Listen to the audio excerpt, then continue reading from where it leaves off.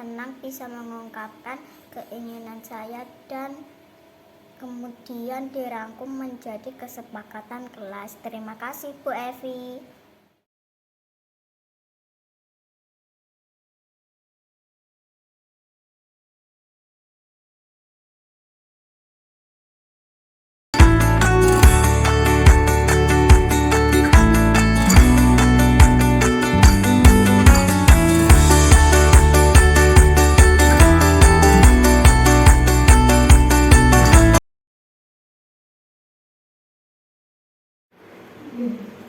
Assalamualaikum warahmatullahi wabarakatuh. Yang terhormat Ibu Kepala Sekolah SD Padewetan 02, yang terhormat Ibu-ibu guru SD Padewetan 2 beserta rekan sejawat SD Padewetan 1 dan SD Kutoharjo 1. Pertama-tama marilah kita panjatkan puji syukur kehadirat Allah Subhanahu wa Ta'ala sehingga kita bisa bertemu pada siang hari ini dalam keadaan sehat walafiat untuk mengikuti diseminasi penyebaran budaya positif yang nanti akan dipaparkan oleh Bu Evi Erlawati. Adapun susunan acara pada siang hari ini yaitu pembukaan, kemudian sambutan dari Ibu Kepala Sekolah, yang dilanjutkan pemaparan materi budaya positif, dan selanjutnya sesi tanya jawab dan diakhiri oleh penutup. Langsung untuk membuka acara ini, marilah kita baca dengan bacaan basmalah bersama-sama. Bismillahirrahmanirrahim. Dilanjutkan yaitu sambutan dari Ibu Kepala Sekolah. Waktu saya persilahkan.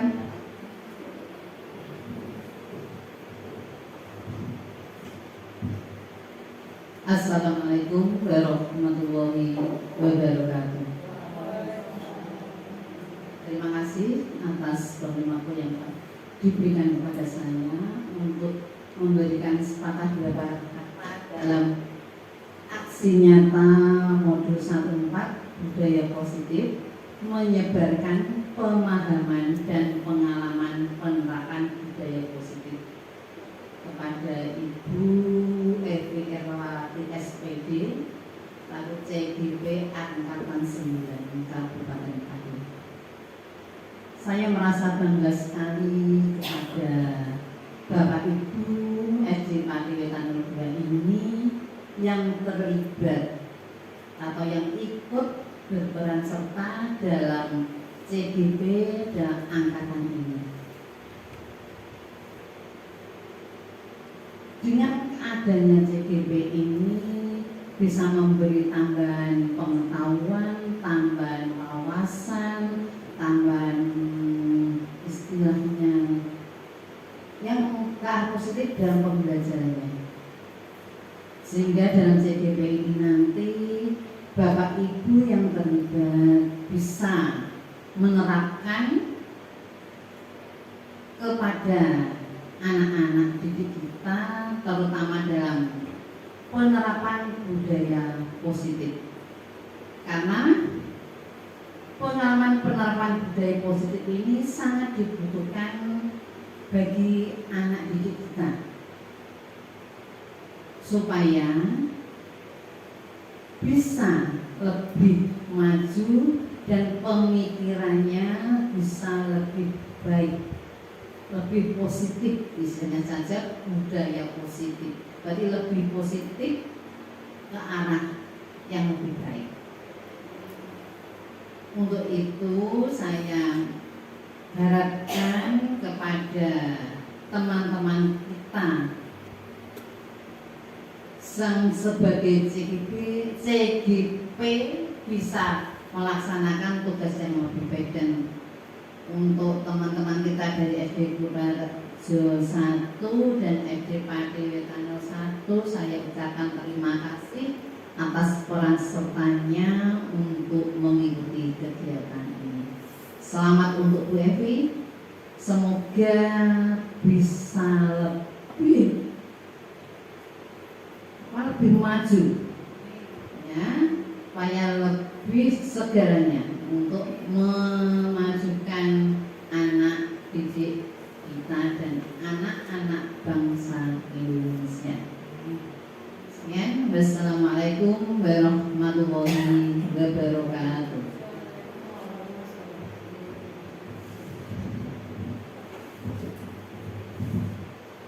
Terima kasih kepada Ibu Sumiati SPDSD yang sudah memberikan sambutan pada siang hari ini. Saya ucapkan selamat datang di kelas kami, kelas 4, kepada teman-teman rekan sejawat SDN Pakiwetan 02 serta Ibu dari SDN Pakiwetan 01 dan SDN Kutarjo 01 untuk mengikuti diseminasi penyebaran budaya positif, pengalaman penerapan budaya positif di sekolah kami. Ya, yang ingin saya sampaikan di sini adalah tujuan dari kegiatan ini, Bapak Ibu. Mengapa kita kok mengikuti mengikuti diseminasi ini, tujuannya apa? Yang pertama, peserta dapat memahami konsep-konsep budaya positif. Yang kedua, peserta dapat menerapkan budaya positif di sekolah maupun di rumah. Nah, kita lanjutkan lagi. Budaya positif itu apa? Ya. Ini adalah konsep utama modul budaya positif. Yang pertama, perubahan paradigma belajar. Yang kedua, disiplin positif. Kemudian, kebutuhan dasar manusia, motivasi perilaku manusia, 5. Posisi kontrol restitusi, 6. Keyakinan kelas, dan yang terakhir adalah segitiga restitusi. Nah, sebelumnya Bapak Ibu, sebelum kita lanjut, mari saya ajak Bapak Ibu untuk ice breaking supaya tidak tegang siang-siang ini ya. Kita mau tepuk saja. Tepuk 1, oh yes gitu ya. Tepuk 2, oke gitu ya. Nanti selanjutnya kita bersama-sama. Tepuk 1, yes. Tepuk 2, oke. Tepuk 3, semangat. Tepuk 4, konsentrasi. Tepuk 5, siap belajar. Oke, terima kasih Bapak Ibu supaya kita tidak tegang siang-siang panas ini ya. Nah, yang pertama kita akan mempelajari tentang paradigma baru. Apa itu paradigma baru? Yaitu pembelajaran dengan paradigma baru dirancang berdasarkan prinsip pembelajaran yang terdiferensiasi sehingga setiap siswa belajar sesuai dengan kebutuhan dari tahap perkembangan untuk mewujudkan profil pelajar Pancasila.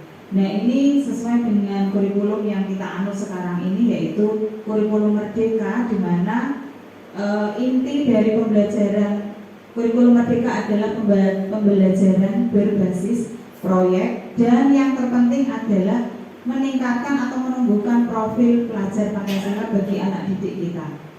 Berikutnya,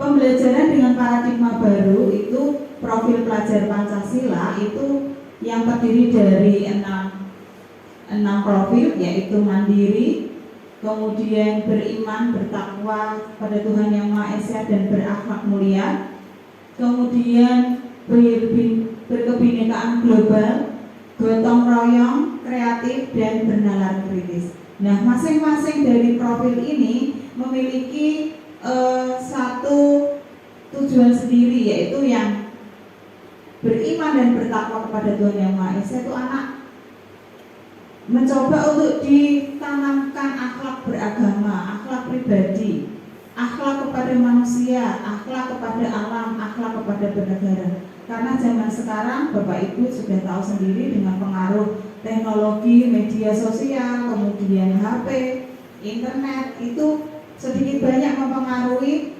karakter dan sifat dari anak-anak yang ada pada zaman sekarang ini. Kemudian yang mandiri adalah pemahaman diri dan situasi regulasi diri. Yang mandiri ini utamanya tentang pembelajaran anak-anak ini adalah sanggup mengerjakan tugas secara mandiri, ya, bisa memposisikan dirinya sendiri, bisa membawa dirinya sendiri dalam membentuk profil pelajar Pancasila. Kemudian berkebinekaan global, mengenal dan menghargai budaya komunikasi dan interaksi antar budaya berkeadilan sosial. Ini bisa dikatakan kalau berkebinekaan global ini kita saling menghargai, jadi menanamkan budaya positif, saling menghargai, saling menghormati di antara anak-anak itu kan berbeda agama, berbeda suku mungkin ya, warna kulit dan lain-lain. Kita harus bisa menumbuhkan budaya positif saling menghargai. Kemudian bergotong royong, yaitu kolaborasi dan kepedulian. Karena seiringnya dengan waktu yang semakin kepedulian itu semakin luntur, maka anak-anak dibiasakan untuk peduli dengan sesama, ya. Dan juga kolaborasi ini seperti kerjasama, ya. Ini sudah mulai, makanya di kurikulum Merdeka ini diutamakan adalah pembentukan karakter, yaitu kolaborasi. Selanjutnya adalah kreatif, menghasilkan gagasan yang orisinil, menghasilkan karya dan tindakan orisinil, memiliki keluasan berpikir dalam mencari alternatif solusi permasalahan. Nah ini, jadi anak-anak dituntut untuk kreativitas mereka di dalam pembelajaran, di dalam nanti dia ketika dewasa. Kemudian bernalar kritis, yaitu memperoleh dan memproses informasi dan gagasan, menganalisa dan mengevaluasi penalaran, merefleksi dan mengevaluasi pemikirannya sendiri. Jadi anak-anak dengan adanya profil pelajar Pancasila ini, anak-anak mulai ditanamkan untuk bisa berpikir kritis, yaitu dengan bisa menyaring informasi, kemudian bisa menganalisa akan informasi-informasi yang diperoleh. Apakah informasi ini berguna bagi dirinya atau tidak, apa yang baik bagi dirinya atau tidak. Jadi profil pelajar Pancasila ini berguna sekali untuk menumbuhkan penalaran kritis anak. Selanjutnya, nah disiplin positif itu apa? Ya, seperti kita ketahui kalau di sekolah ini kan ada peraturan-peraturan, ya, ada kesepakatan-kesepakatan yang dibuat. Peraturan itu ada konsekuensinya, ada hukumannya kalau peraturan sekolah dibuat. Nah, disiplin positif ini yang bagaimana? Coba kita lihat selanjutnya. Disiplin positif untuk menciptakan lingkungan positif. Strategi yang perlu kita tinjau kembali adalah penerapan disiplin positif di sekolah. Di sekolah kita sudah melakukan banyak pembiasaan-pembiasaan yang baik, ya, yang meluncurkan disiplin positif, misalnya seperti datang sebelum pembelajaran dimulai atau tepat waktu, atau paling tidak 15 menit sebelum pembelajaran dimulai. Kemudian pembiasaan bersalaman, bertegur sapa seperti 5S yang sudah kita lakukan setiap pagi. Berbaris di depan kelas, kemudian membersihkan lingkungan, itu juga termasuk disiplin positif. Jadi kita perlu dalam kehidupan kita sehari-hari menumbuhkan sikap disiplin positif kepada anak-anak didik kita. Selanjutnya, dalam budaya kita, makna kata disiplin dimaknai menjadi sesuatu yang dilakukan seseorang pada orang lain untuk mendapatkan kepatuhan. Kita cenderung menghubungkan kata disiplin dengan ketidaknyamanan. Memang disiplin itu membuat diri kita tidak nyaman karena kita harus mentaati aturan yang ada, gitu ya. Jadi memang anak-anak itu perlu disiplin untuk membentuk karakter mereka menjadi pribadi yang memiliki kedisiplinan yang tinggi. Selanjutnya, apa tujuan disiplin positif ini? Yang pertama, sebagai pendidik, tujuan kita adalah menciptakan anak-anak yang memiliki disiplin diri, sehingga mereka bisa berperilaku dengan mengacu pada nilai-nilai kebajikan universal. Nah, disiplin diri ini contohnya, misalnya kalau Bapak Ibu ini memberikan tugas kepada anak-anak itu, ya, mungkin ada yang mengerjakan, atau mungkin ada yang tidak sama sekali mengerjakan. atau ada yang mengerjakan hanya separuh. Nah, ini termasuk menciptakan disiplin diri pada anak-anak, memakai seragam, ya, kemudian ketika berdoa itu bagaimana sikapnya, itu termasuk disiplin diri. Nah, sehingga mereka bisa berperilaku dengan mengacu pada nilai-nilai kebajikan universal. Nilai-nilai kebajikan universal itu apa? Ya, toleransi, gotong royong, ya, kejujuran, kesopanan, itu termasuk nilai-nilai kebajikan universal yang harus kita tanamkan sejak kecil, sejak dari mereka SD, sejak mereka dari sekolah mereka. Berikutnya adalah tujuan disiplin selanjutnya, yaitu menanamkan motivasi yang ketiga pada murid, yaitu untuk menjadi orang yang mereka inginkan dan menghargai diri sendiri dengan nilai-nilai yang mereka percayai. Kemudian tujuan yang ketiga adalah disiplin positif merupakan salah satu cara penerapan disiplin yang bertujuan untuk menumbuhkan kesadaran serta memberdayakan anak untuk melakukan sesuatu tanpa ancaman atau hukuman. Jadi untuk kurikulum BK ini kita tidak boleh menghukum Bapak Ibu, ya, karena itu akan membuat anak itu merasa down, ya, kemudian dia merasa tidak nyaman kalau dihukum, ya. Jadi kita sebagai pendidik hendaknya kita ini seperti yang diajarkan Ki Hajar Dewantara, yaitu menjadi penuntut. Makanya nanti kita belajar bagaimana caranya mengatasi anak, ya. Seperti tadi di kelas saya itu ada satu masalah, ya, Bu Clara yang menemukan dan Bu Clara sudah memberikan solusi persoalan dari anak tersebut. Nah, itu adalah disiplin positif. Selanjutnya, menurut Ki Hajar Dewantara dan Gosen, disiplin itu sebagai bentuk kontrol diri, yaitu belajar untuk mengontrol diri agar dapat mencapai tujuan mulia. Jadi fungsinya disiplin itu bisa untuk mengontrol dirinya sendiri, karena orang lain itu tidak bisa, Bapak Ibu. Jadi kita untuk mengontrol murid itu tidak bisa, karena pada dasarnya memang manusia itu diberikan oleh Tuhan itu pertahanan diri yang tidak bisa dipengaruhi oleh orang lain.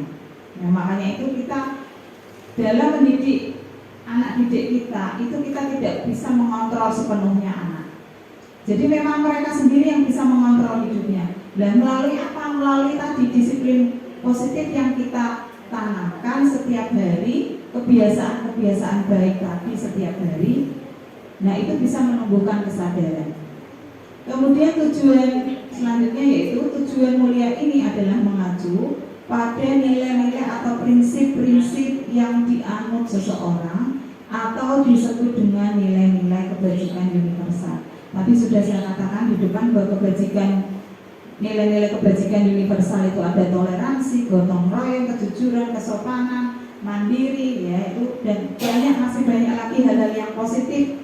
Mungkin Bapak Ibu sudah tahu, ya, apa itu tentang nilai-nilai kebajikan. Selanjutnya, nah, tujuan tadi, ya, untuk memenuhi kebutuhan dasar manusia. Sebenarnya ada 5 kebutuhan dasar manusia. Ya, yang pertama adalah kasih sayang dan rasa diterima. Kemudian ada penguasaan, kemudian kebebasan, kesenangan, dan bertahan hidup. Jadi anak-anak itu ketika dia sekolah, ya, mereka butuh rasa diterima. Ya, mungkin ada anak-anak yang minder, kemudian anak-anak yang pendiam, kesalahan, dan itu kepengen dia atau ingin dia menguasai anak yang lain, misalnya dengan menyuruh temannya melakukan sesuatu. Nah, itu ada seperti itu. Nah, itu mungkin latar belakang anak itu butuh penguasaan. Kita harus mengetahui itu. Kemudian bertahan hidup. Ya, semua kita tentunya memiliki kebutuhan dasar, yaitu bertahan hidup dengan makan, dengan minum, dengan bekerja, dan lain-lain. Demikian juga dengan kebutuhan dasar manusia yang lain, yaitu kebebasan. Sebetulnya manusia ini memang manusia yang bebas, ya, karena di dalam dunia ini kita juga diberi kebebasan oleh Tuhan untuk memilih Ya, kehidupan yang seperti apa yang kita akan lalui. Apakah sesuai dengan ajaran agama atau tidak? Nah, itu menjadi pilihan kita, menjadi kebebasan bagi kita. Kemudian kesenangan. Nah, ada anak-anak yang memiliki kesenangan itu melakukan sesuatu yang baik. Misalnya hobi, baik ya hobi. Tapi ada juga fisiologis, kemudian kasih sayang dan rasa diterima, kebutuhan untuk disayangi dan diterima, kebutuhan untuk merasa menjadi bagian dari kelompok. Ini bersifat psikologis. Penguasaan, kekuatan untuk mencapai sesuatu, menjadi kompeten, menjadi terampil, diakui atas prestasi dan keterampilan kita, didengarkan dan memiliki rasa harga diri. Ini bersifat psikologis. Misalnya seperti ini, ada di kelas kita atau di sekolah kita, misalnya ada seorang anak yang anaknya pendiam, kemudian dia pintar, ya. Mungkin kita tidak pernah berpikir anak ini memiliki bakat terpendam karena dia pendiam. Yang kita tunjuk misalnya untuk lomba anak-anak yang kreatif, anak-anak yang gampang komunikatif, anak-anak yang pintar, begitu ya. Nah, di suatu ketika anak yang pintar ini tadi dia tidak masuk atau tidak bisa mewakili kita pilih anak yang pendiam tadi. Tiba-tiba anak yang pendiam ini memberikan kita sesuatu hal yang mengejutkan. Nah, dia bangga dengan dirinya dan dia merasa dia itu menguasai, menjadi terampil ketika dia diberikan ruang, ya. Kemudian kebebasan, kebutuhan akan pilihan kebebasan dalam memilih, seperti tadi yang saya katakan, ya. Kemudian akan kesenangan, kebutuhan untuk mencari kesenangan, bermain dan tertawa. Nah, ini anak-anak itu sukanya kalau diajak main Bapak Ibu. Jadi kalau pelajaran itu kadang itu membosankan. Di kelas saya itu sering saya ajak main. Mainan apa jelas, pokoknya ya sekilas 5 menit atau 2 menit itu mainan sebelum pembelajaran. Jadi membawa mereka untuk senang dulu, baru pembelajaran itu kita berikan. Selanjutnya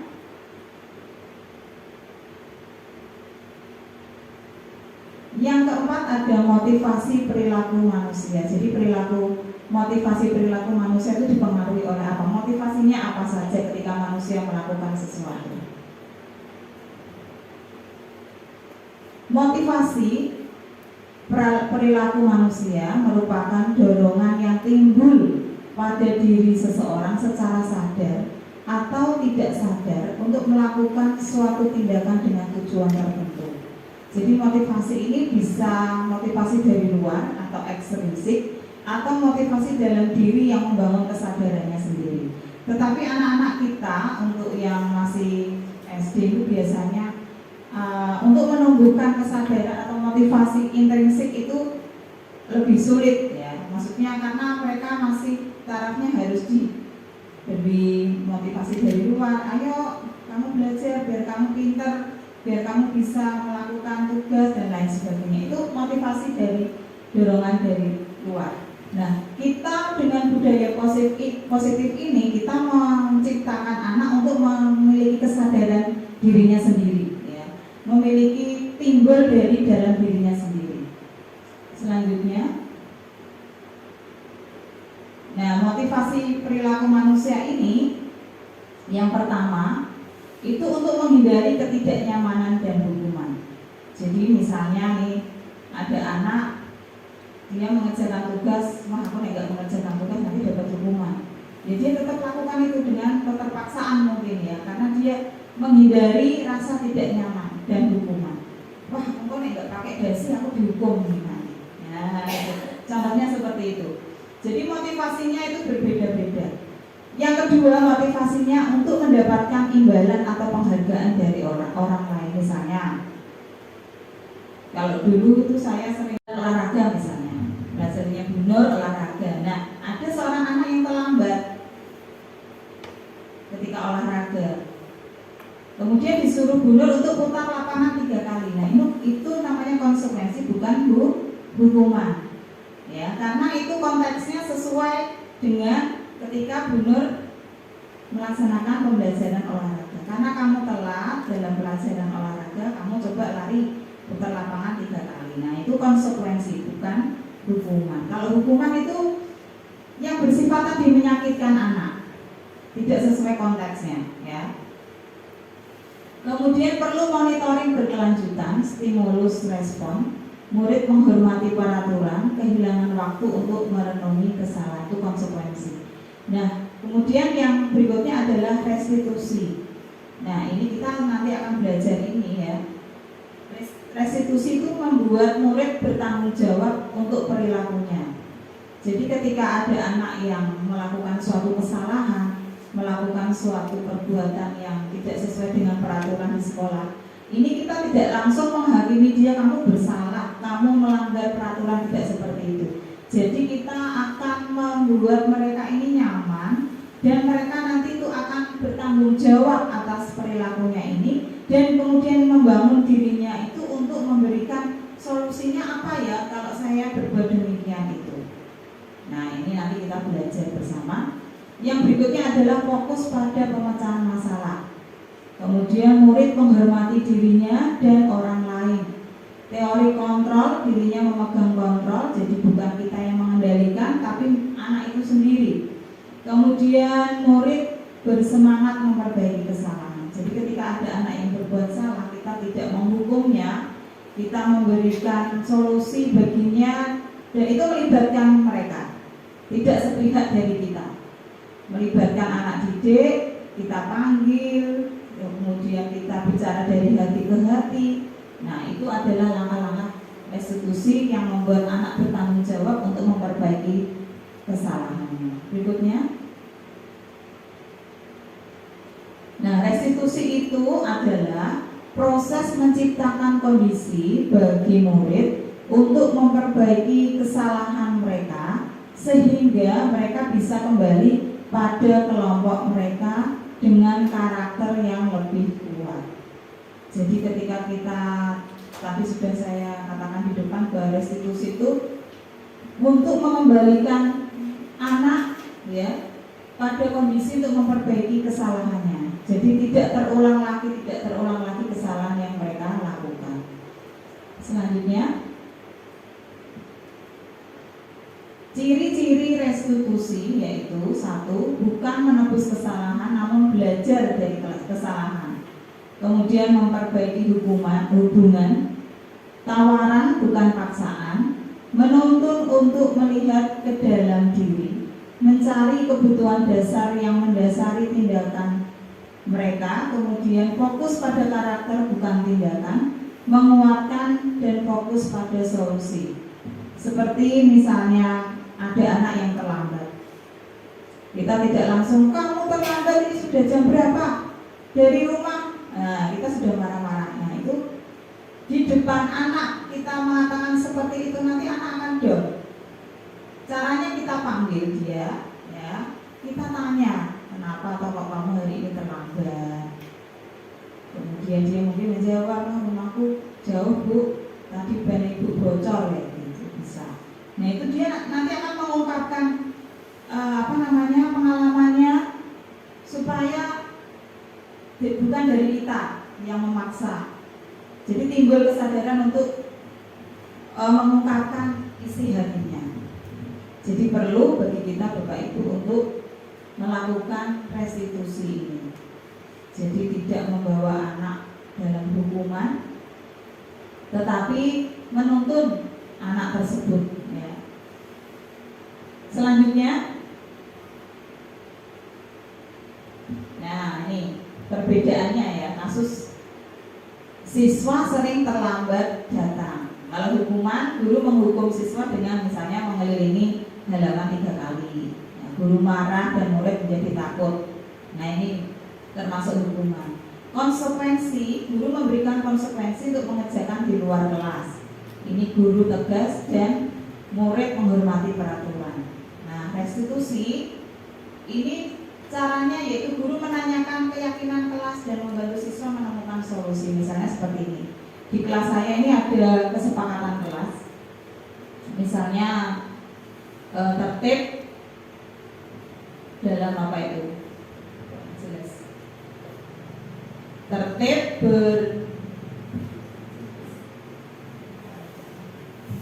Tertib datang tepat waktu ya, tertib datang ke sekolah tepat waktu. Berarti ketika ada seorang anak datang terlambat, kita tanya kesepakatan kelasnya bagaimana, keyakinan kelasnya bagaimana.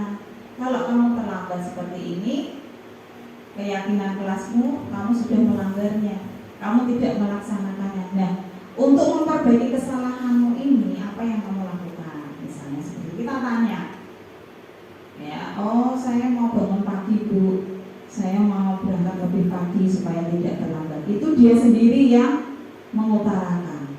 Nah, itu yang disebut dengan restitusi. Jadi siswa membantu siswa menemukan solusinya sendiri. Guru terbuka dan murid menghormati dirinya dan orang lain, itu tujuan restitusinya. Jadi ada perbedaannya, hukuman, konsekuensi, dan restitusi. Selanjutnya, posisi kontrol restitusi. Ya, ini yang kelima kita belajar. Posisi kontrol, apa itu posisi kontrol restitusi? Selanjutnya,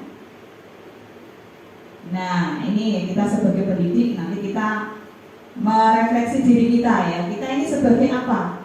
Penghukum, pembuat rasa bersalah, teman, pemantau, atau manajer. Ya. Selanjutnya, Bu Lara. Nah, ini ciri-ciri penghukum. Penghukum itu nada bicara dan tindakannya itu nadanya tinggi, matanya melotot, jarinya menunjuk. Nah, pernahkah kita melakukan seperti itu? Kita bisa merefleksi diri kita ya. Kalimat yang digunakan, kamu melanggar aturan sekolah, berdiri di depan kelas. Nah, itu sudah ciri-ciri sebagai seorang penghukum. Hasilnya murid marah, pendendam, dan agresif. Ya, itu kalau kita sebagai pendidik menjadi penghukum. Yang berikutnya, posisi kontrol yang kedua adalah pembuat rasa bersalah. Nada bicara atau tindakannya suara lembut, keheningan, ya. Kalimat yang digunakan, gara-gara kamu melanggar peraturan, ibu guru jadi dimarahi kepala sekolah. Nah ini, kalau kita pernah mengatakan seperti hal ini, itu kita memposisikan diri kita sebagai pembuat rasa bersalah. Hasilnya, murid akan merasa bersalah, menjadi orang yang gagal dan tidak sanggup membahagiakan orang lain. Ini jadi murid merasa bersalah karena gara-gara aku, ibu guru, menjadi dimarahi ibu kepala sekolah dan lain-lain. Selanjutnya, posisi kontrol berikutnya adalah sebagai teman.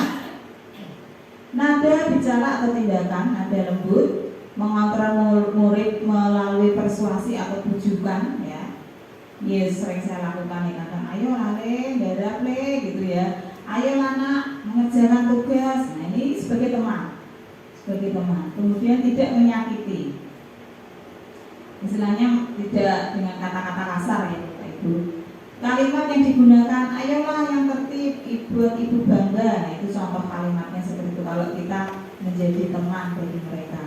Hasilnya murid akan merasa senang, nyaman pada guru. Ada dampak negatifnya yaitu anak tidak mandiri dan menjadi ketergantungan. Jadi kalau kita memposisikan diri kita sebagai teman, itu ada negatifnya yaitu anak tidak mandiri, ya, cenderung ketergantungan kepada kita. Kalau nggak distimulus seperti itu, dia nggak mau mengerjakan. Kemudian selanjutnya posisi kontrol yang berikutnya adalah pemantau. Nada suara datar serta guru mengawasi dan memantau murid-murid melalui data-data.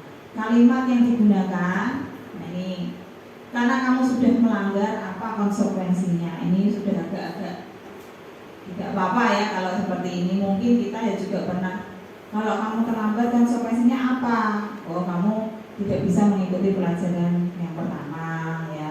Kamu melanggar ini, apa konsekuensinya? Kamu disuruh menyapu misalnya. Hasilnya, murid menghitung konsekuensi dan hadiah tanpa memahami nilai kebajikan dan tidak sepenuhnya mandiri. Ini juga masih ada kelemahannya sebagai pemantau. Berikutnya adalah posisi kontrol yang terakhir, yaitu posisi selanjutnya yaitu posisi manajer. Nah ini Ini yang perlu kita perhatikan, kita lakukan sebagai seorang pendidik ya. Nada bicara lebih lembut, memiliki keterampilan teman dan pemantau, membimbing murid, murid dapat memecahkan masalah. Nah, ini seperti yang tadi saya katakan, ketika merestitusi seorang anak yang membuat kesalahan, kita memposisikan diri kita sebagai manajer dengan memanggil anak itu, kemudian berbicara dari hati ke hati, ya, apa yang harus kamu lakukan untuk memperbaiki kesalahanmu ini, dan kita bangun kepercayaan dirinya. Nah, ini adalah posisi kita sebagai manajer, ya. Kemudian hasilnya murid akan bisa memecahkan masalah dan solusi untuk menguatkan watak dan karakter. Nah, ini yang perlu kita lakukan sebagai pendidik. Kita harus memposisikan diri kita sebagai seorang manajer. Selanjutnya, nah ini ada video ilustrasi ya, bisa ditayangkan Bu. Video ilustrasi penerapan, bisa nggak? Kalau nggak diketik di copy.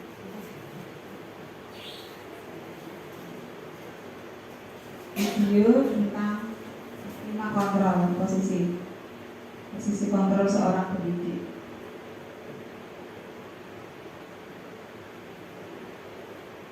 Masih sama Bu.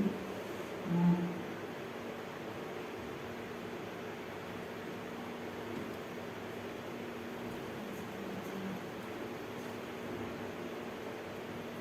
Sebelumnya Bu Anita.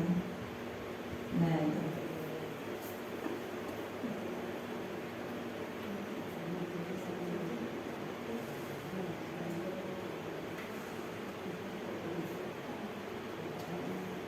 Kita bisa melihat sejenak tentang 5 posisi kontrol.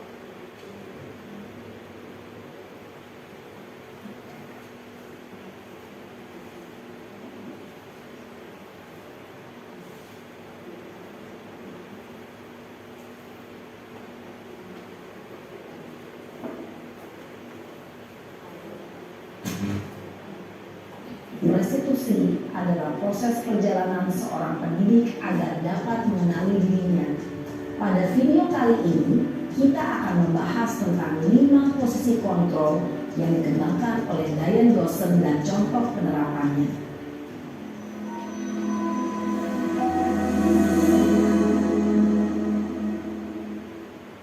5 posisi kontrol itu adalah: 1. Posisi penghukum. 2. Posisi pembuat merasa bersalah. 3. Posisi teman. 4. Posisi pemantau atau monitor. Dan 5. Posisi manajer.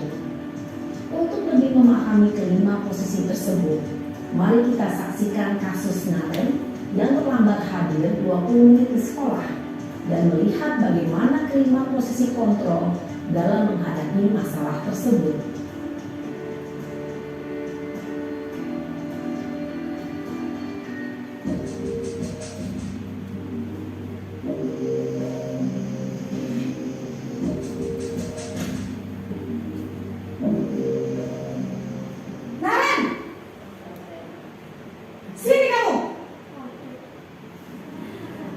Selamat pagi Bu. Selalu terlambat. Kamu deh, pasti terlambat. Maaf Bu, saya Apa? Apa coba? Alasan kamu apa lagi? Kapan sih kamu tidak terlambat? Malas sekali ya kamu jadi anak.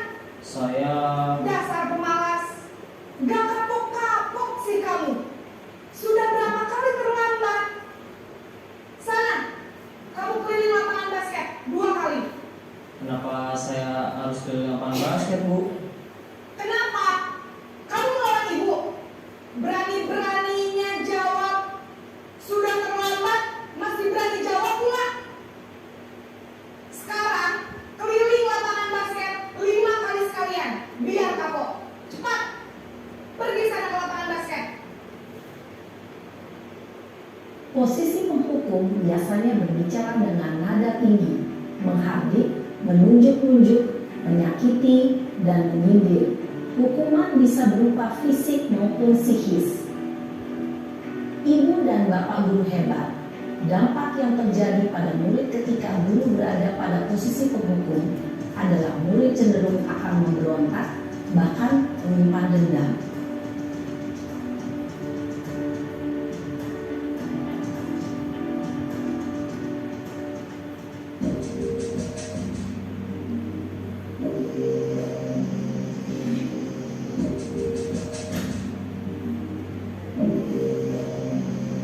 Naren,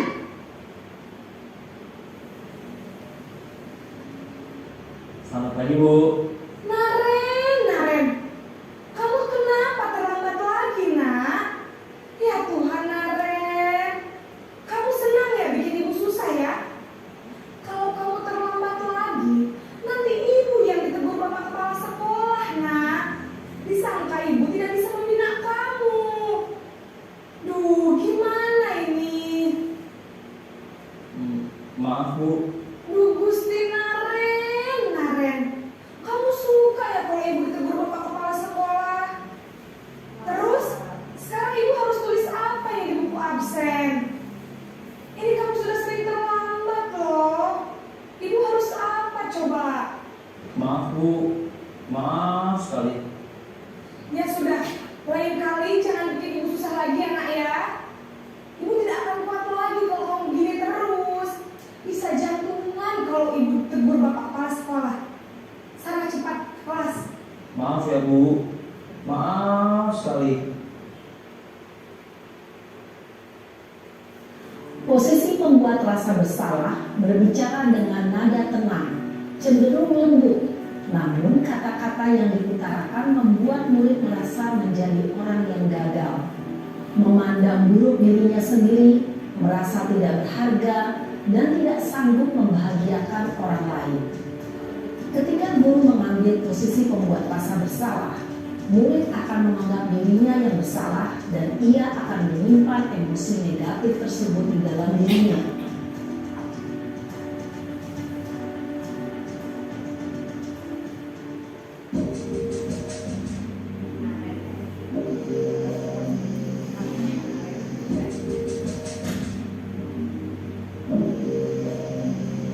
Naren,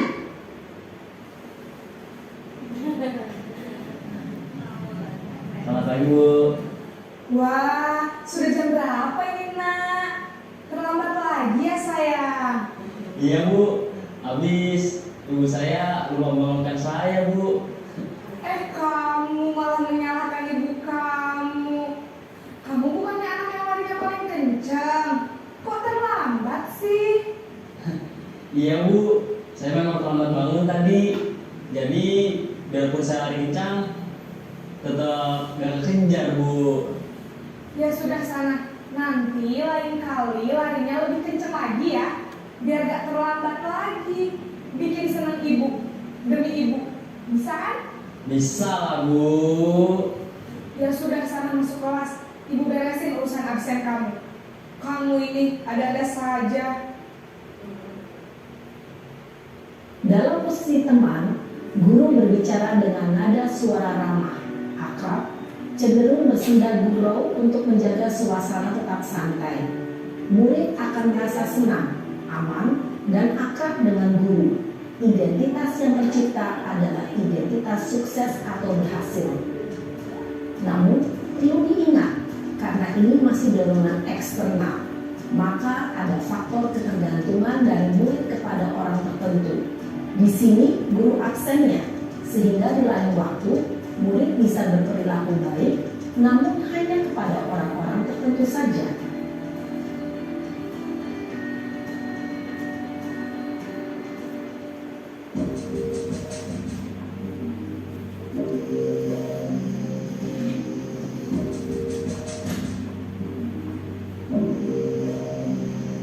Naren!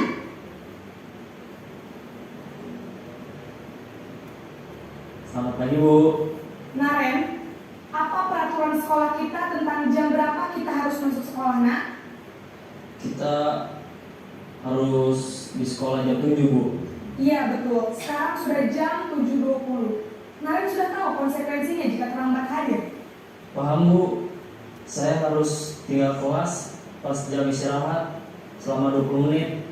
Iya benar, konsekuensinya demikian.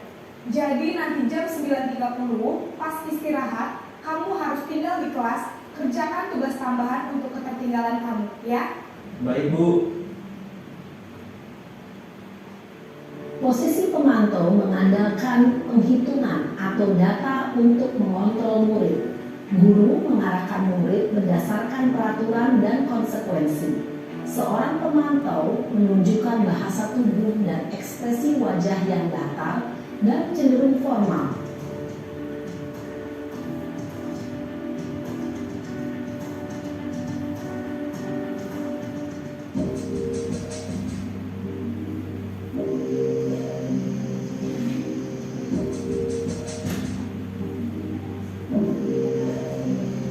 Naren!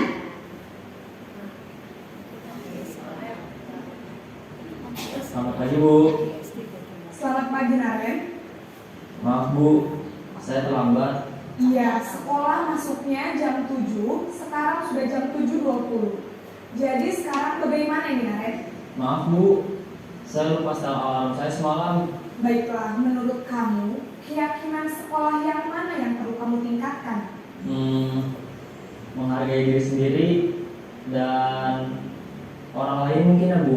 Setuju. Jadi, apakah Naren meyakini prinsip saling menghormati tersebut? Iya Bu, saya meyakininya. Apakah Naren bersedia memperbaiki masalah keterlambatan ini? Bersedia Bu. Bagaimana kamu akan perbaiki masalah keterlambatan ini? Saya akan coba untuk tidak lupa menyetel alarm saya Bu.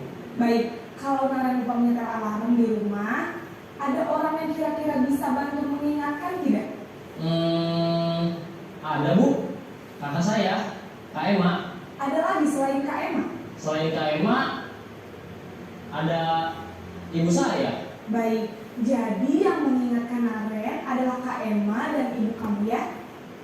Kira-kira akan mulai setel alarm kapan nih Naren? Setelah pulang sekolah, akan segera saya lakukan. Baik, jadi Naren akan setel alarm untuk bangun besok pagi dan akan diingatkan oleh kakak dan ibu dan Naren ya. Ada lagi yang mungkin perlu dilakukan Naren agar tidak terlambat bangun lagi. Tidak ada Bu. Baik Naren, terima kasih untuk kerjasama kamu. Sekarang kamu perlu kembali ke kelas untuk belajar. Baik Bu, terima kasih. Posisi manajer adalah posisi kontrol yang disarankan untuk membimbing murid memiliki sikap disiplin yang positif, yaitu murid yang mandiri, bertanggung jawab, dan dapat memecahkan masalah. Tujuan dari posisi ini adalah agar murid dapat berefleksi atas tindakannya. Guru akan dengan tulus memberikan pertanyaan-pertanyaan bermakna, sehingga membuat murid dapat belajar dari kesalahannya dan mencari sebuah solusi untuk menyelesaikannya. Ibu dan bapak guru hebat, setelah mengamati adegan kelima posisi kontrol tadi, kira-kira posisi mana yang paling ideal? Posisi mana yang dapat menunjang motivasi intrinsik murid? Ya, tentu posisi manajer. Posisi ini memang posisi ideal yang ingin dituju setiap pendidik. Pada posisi inilah, guru dapat menerapkan disiplin positif yang berpihak pada murid, yang memerdekakan murid. Perjalanan seorang pendidik tentunya tidak mudah untuk sampai pada posisi seorang manajer. Namun, tujuan kita pasti, yaitu menciptakan murid-murid yang mandiri, merdeka, dan bertanggung jawab. Semoga penggambaran 5 posisi kontrol yang telah diperlihatkan ini dapat menjadi ajang refleksi bagi kita semua, agar dapat terus mengasah dan menerapkan disiplin positif yang memerdekakan murid. Mari terus berlatih dan bersemangat. Selamat menerapkan. Salam dan bahagia Ibu dan Bapak Guru hebat. Ya, terima kasih. Ini tadi sudah belajar 5 posisi kontrol, ada contohnya Bapak Ibu. Jadi mungkin kita bisa berefleksi ya, diri kita sendiri ini menempatkan diri yang mana yang sesuai dengan pembelajaran kurikulum merdeka. Mungkin ada yang mau menambahkan Bapak Ibu untuk posisi kontrol ini. Nah, kita untuk menuju posisi kontrol manajer itu kita perlu latihan ya, betul? Perlu latihan anak SMA, tapi kalau anak SD gimana? Ya, sama Bu ya. Kita menerapkannya sebagai manajer, bukan sebagai penghukum. Itu kan tadi contoh-contoh, kalau penghukum itu seperti ini, kalau sebagai teman seperti ini, pemantau seperti ini. Nah, kita disarankan untuk menjadi manajer. Jadi memberikan pertanyaan-pertanyaan untuk meyakinkan anak tentang keyakinannya, ya. Keyakinan kelasnya itu bagaimana, keyakinan yang di sekolah itu bagaimana. Nah, posisi kontrol yang tepat sebagai seorang guru atau pendidik adalah manajer, ya. Tadi sudah Bapak Ibu lihat. Kemudian yang berikutnya adalah kita belajar tentang keyakinan kelas. Apa itu keyakinan kelas?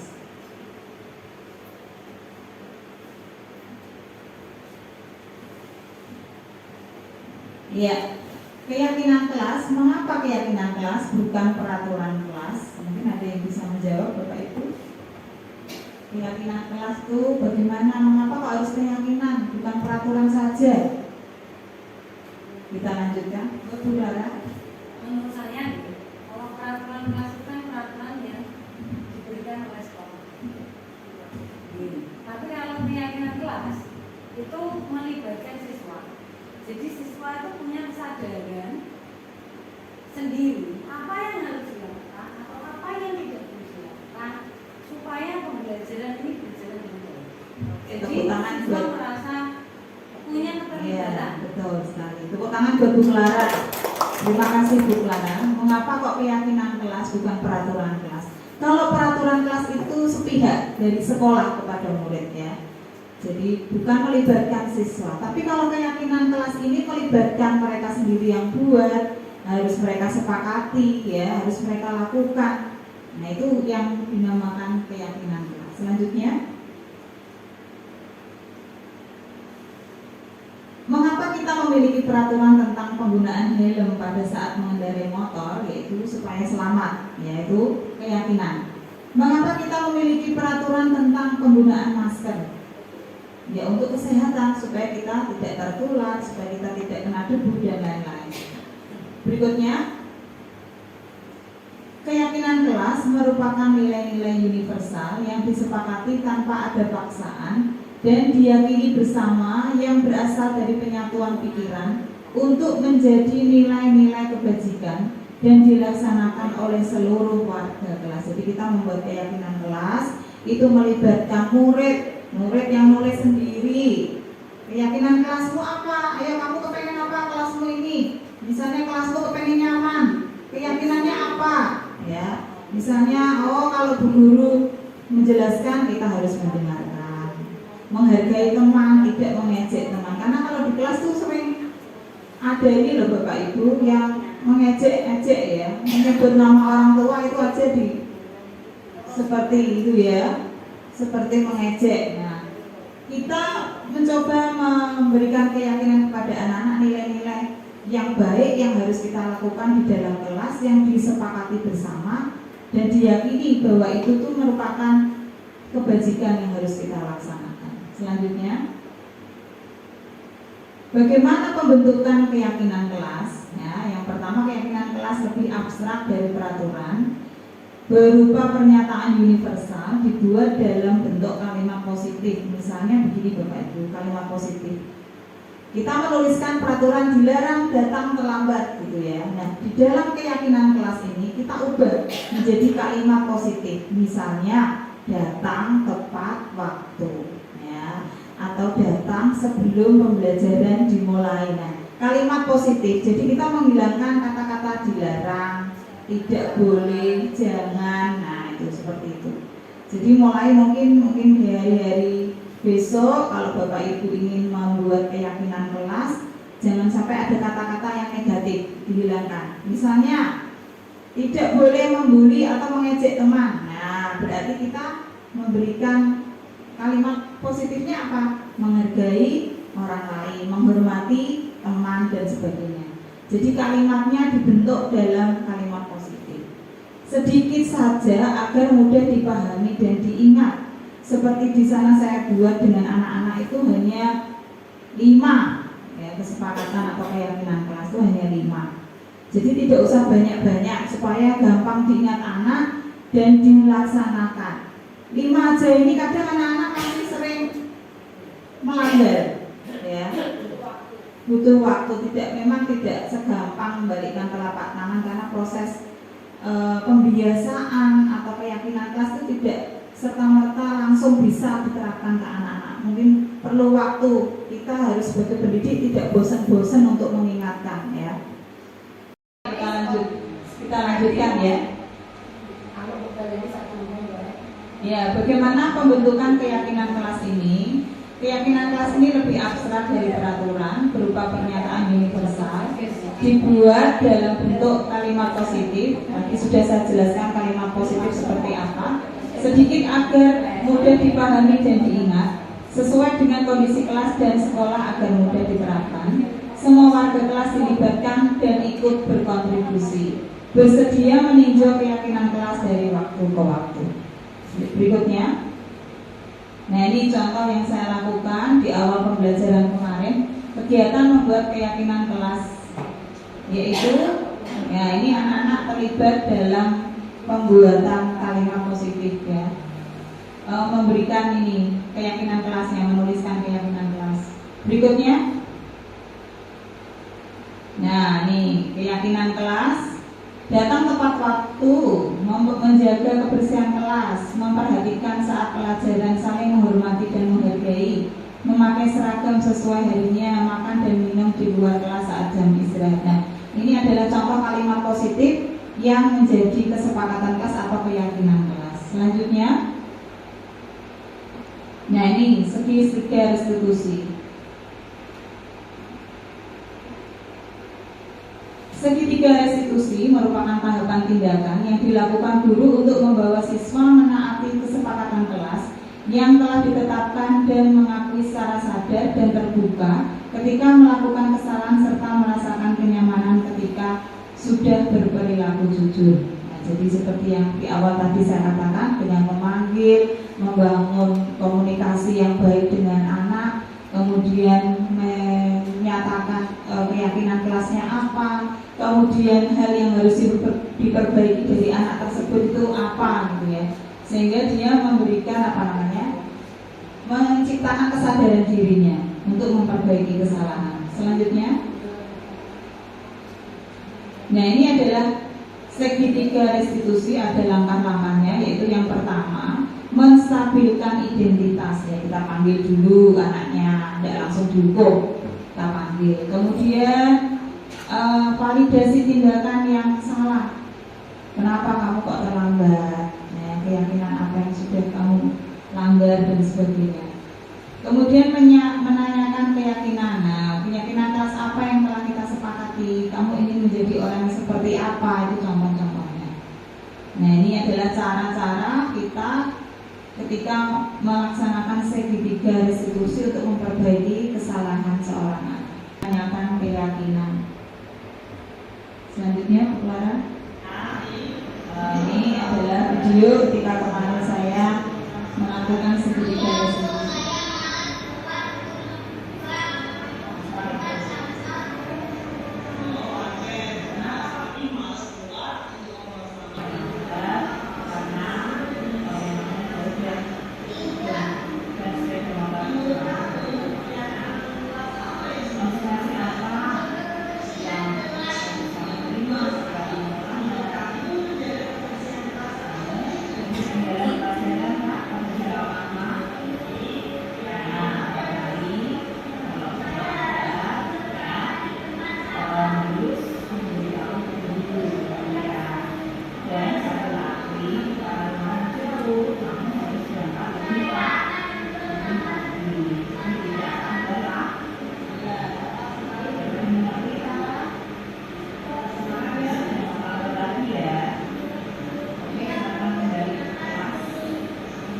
Ya, ini adalah contoh ketika saya melakukan restitusi ketika ada seorang anak yang terlambat.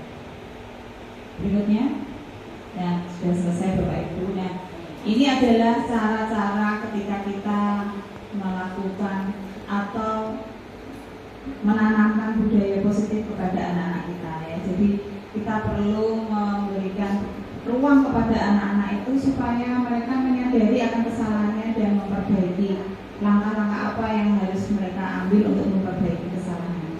Demikian penyampaian penyebaran budaya positif yang saya lakukan di SDN Patewetan 02. Semoga bermanfaat bagi kita sebagai seorang pendidik. Semoga kita juga berhasil dalam menanamkan budaya positif yang melalui pembiasaan-pembiasaan yang positif dalam kita bekerja dan membina anak-anak didik kita. Terima kasih. Selamat siang. Ya, Bapak Ibu, nanti akan ada sesi tanya jawab 1 atau 2 pertanyaan dari Bapak Ibu. Monggo silakan.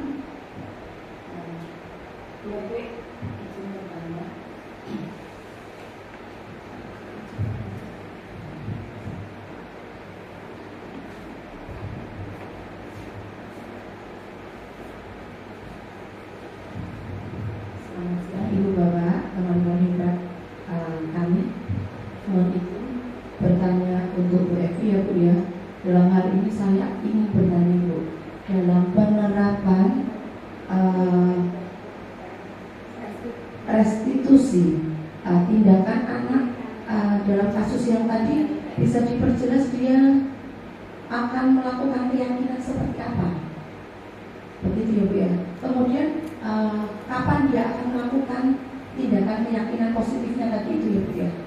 Terima kasih Bu. Itu saja. Assalamualaikum warahmatullahi wabarakatuh. Terima kasih Ibu Wiwi yang sudah memberikan pertanyaan. Ketika tadi saya merestitusi anak didik saya yang terlambat, ya, jadi keyakinan kelasnya itu dia tidak datang tepat waktu. Jadi keyakinan kelasnya sudah dilanggar adalah itu. Kemudian perbaikan yang dia lakukan supaya dia tidak terlambat lagi adalah bangun lebih pagi, berangkat lebih pagi, ya, dan memberitahukan kepada. Dan terima kasih Bu Evi yang telah memberikan waktu kepada saya. Di sini saya ingin memberikan ibaratnya terima kasih ya sudah memberikan pengalaman ilmu kepada saya, terutama saya sebagai pendidik ya, ketika untuk kelanjutannya situasi saya saat di kelas. Pertanyaan saya tentang segitiga restitusi itu kalau penerapannya betul-betul diterapkan itu mestinya ada hambatan gitu, ada rintangan. Nah itu rintangannya seperti apa? Terima kasih. Terima kasih Bu Yuni. Rintangan yang saya hadapi ketika merestitusi anak itu ya, kadang itu anak itu malu untuk mengungkapkan hal yang sebenarnya itu malu, takut ya. Tapi ketika saya ajak untuk berkomunikasi, dia bisa mengungkapkan hal yang sebenarnya itu apa yang terjadi. Jadi kita harus membangun komunikasi yang baik dengan anak ya, supaya dia tidak malu mengutarakan. Ya mungkin karena dia kok terlambat terus, ya dia mungkin malu dipanggil ke kantor atau dipanggil menghadap ruang guru. Jadi caranya saya bangun komunikasi. Kenapa kok kamu nadanya ya enggak nada seperti orang yang mengintrogasi itu, enggak, lebih kepada pendekatan personal begitu. Demikian Bu. Ada lagi? Sudah ya? Oh ada lagi Bu Lana, monggo. Kilas.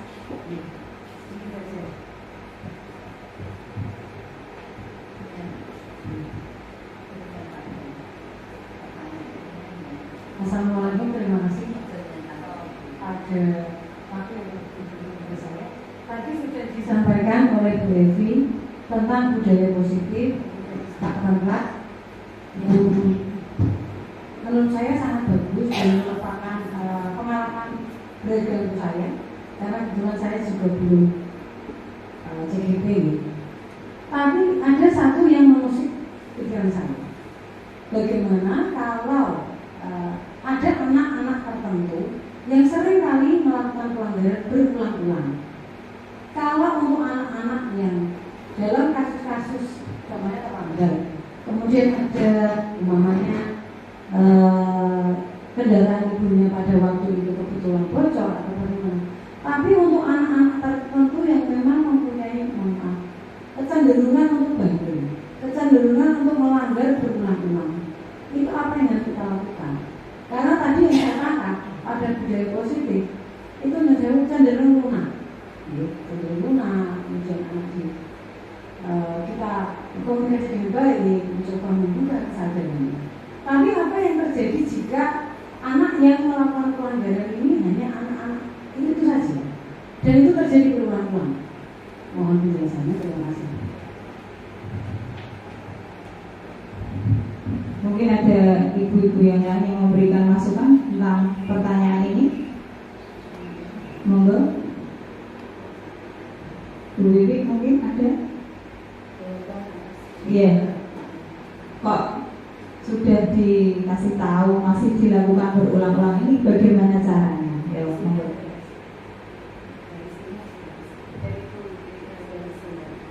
Terima kasih Ibu Clara. Saya akan menanggapi sedikit perihal pertanyaan yang telah diajukan oleh Ibu Clara tadi.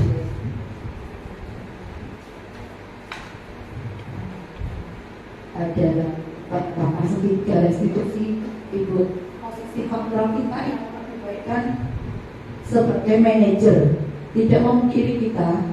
Saya juga seringkali Ibu, posisi kita juga sebagai konsekuensi, kemudian pemberi, sebagai pemantau, sebagai teman, membuat rasa bersalah, semua saya sudah pernah itu. Nah,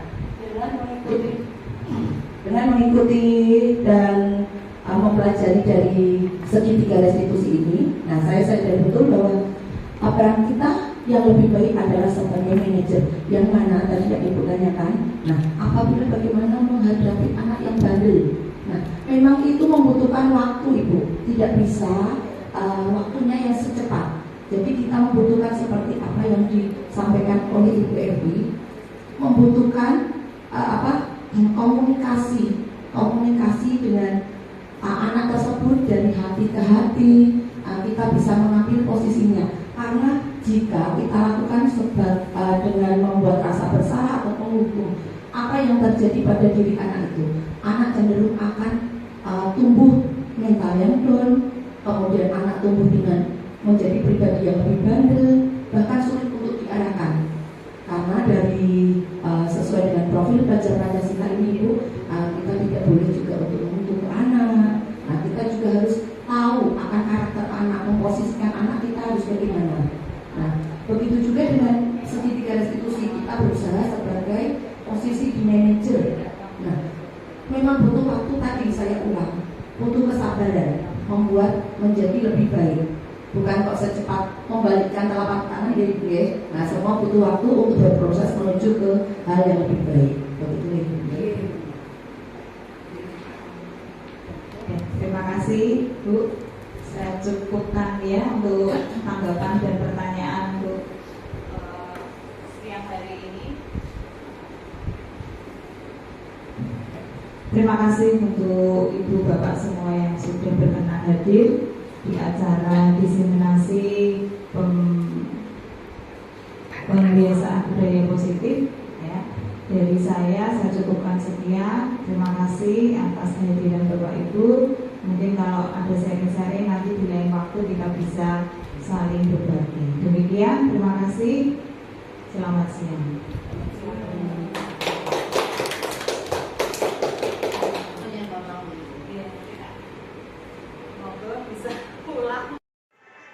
Assalamualaikum warahmatullahi wabarakatuh. Perkenalkan, nama saya Anita Puspita Sari, teman sejawat dari Ibu Evi Erlawati. Saya akan memberikan sedikit testimoni saya tentang diseminasi yang telah dilakukan oleh Ibu Evi Erlawati di SDN Patiwetan 02.